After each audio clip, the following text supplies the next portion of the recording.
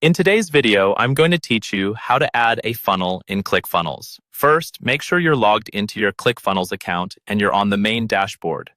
From here, we'll start by navigating to the Funnels section. Look over to the left-hand sidebar and find the option labeled Funnels. Go ahead and click that. This is where all of your existing funnels live, and it's also where you'll go whenever you want to create a new one.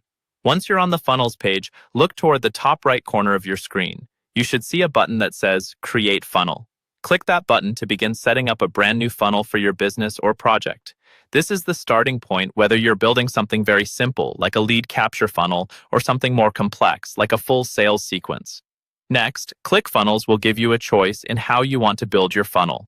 You'll see two main options, Build from Scratch and Browse Templates. If you choose Build from Scratch, you'll be creating your funnel step by step with full control over each page and element.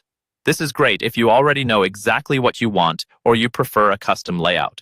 If you're newer to ClickFunnels or just want to save time, choose Browse Templates.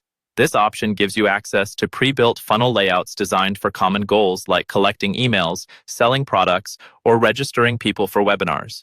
You can always customize the design later, so don't worry if the template isn't perfect right away. Pick the option that best matches your experience level and your funnel goal. After you've made your choice, you'll be asked to name your funnel.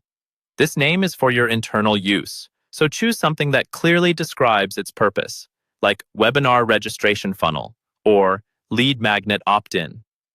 Taking a moment to name it clearly will make it much easier to stay organized as you create more funnels over time. Once you've entered the name, click the Create Funnel button. ClickFunnels will then generate your new funnel based on the option you selected.